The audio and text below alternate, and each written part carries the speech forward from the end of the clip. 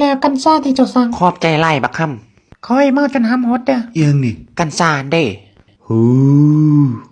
แต่เลยกับสาวตูมานี่เปลี่ยนแปลงตัวเองไปหลายเนาะมึงดูกูก็บ่จักสิดีเป็นเอียงดีไปก็บ่ฮักก็เก้า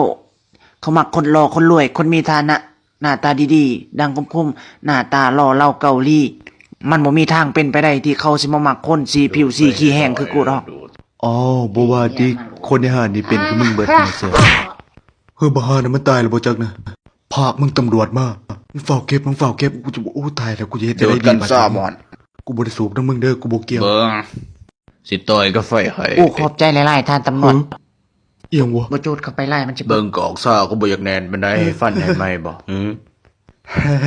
ดีใจจะได้รับใจประชาชนตำรวจบ้านเมืองแนวนี้เนาะกระจังสิแหละตำรวจบ้านกูเฮ็ดทุกอย่างเพื่อประชาชนมีความ โอ้ สุข เฮ็ดตามหน้าที่จังซั่นว่าซั่นกูบ่ขอดูดนะมึงเด้อกูบ่ขอ เค้ก ดู นั่ง ด มาผสมขี้เบแห้งมาเดียวท่าน โอ้ ที่ มัน สั่ง ก็มากินแบบนี้เนาะ รสชาตินี่ มันก็แซ่บดีแต่ว่าเสียหรือว่ามึงบ่มักบ่ฟังแต่ซื่อมันกูก็ยังบ่คือสิอยากแล้วล่ะอืมตามใจมึงละกันกูกินคนเดียวก็ได้หวานกรอบ มาลองบ่น้ำกูจักหน่อยคักเลยคือสิแซ่บแห้งเนาะ แน่นอนใครก็สูบซ่านะมึงอยู่ดอกแม่นตาบ่ดีเลยกินขี้แบะนิด นี่มาลองอีดีบ่เป็นจังได๋บัดนี้บ่สภาพบ่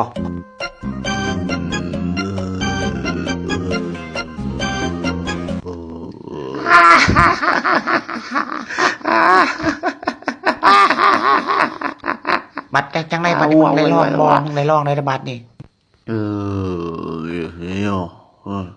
โยเอียงวะฮะโอ้ขาวหามบักแตงโมแต่ว่าเฮ้ย มานี่มาหาคอยแดง คอยบ่คอยไปหาเจ้าแมนเจ้ามาหาคอยเดี๋ยวผากมึงเคยมันโมเมนต์บักพาวบ่ ไม่ถ่ายอยู่นี่ ถ้าก่อนเดี๋ยวก่อนหนึ่งแล้วกูจีก็ไปหาแล้วมาแล้วจะซื้อจังไหนนี่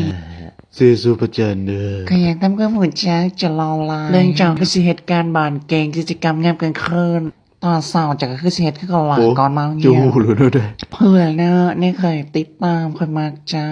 คอยมากเจ้าแห้งลีคอยมีอย่างกับเจ้าสำหรับคนได้ไหมจะหัวเคยมากเจอวันใดจะบิสเนสวันใดเนี่ยกับบอลทรงผมเจอละมันเทลีทรงผมแบบพัวดันลานทั้งกลางเนี่ยไปมิสวางเหลื่อมมิสเนกจะเป็นศาสตร์ลองไปตะหอกสเปกเลยกันบอกเนี่ยดีกว่าสิได้กับคำแล้วซูเปอร์จันในการนำไข่น้ำได้การแห้งการแห้งกูนี่เดี๋ยวบอกมีก็ได้กันมันเลยนุ่มโอ้ตาแตกมึงเบิ่งหมกกัดหัวนุ่มกูดูกัดแทกกัดว่ากัดหัวนุ่มกูร้อนมาฆ่ามึง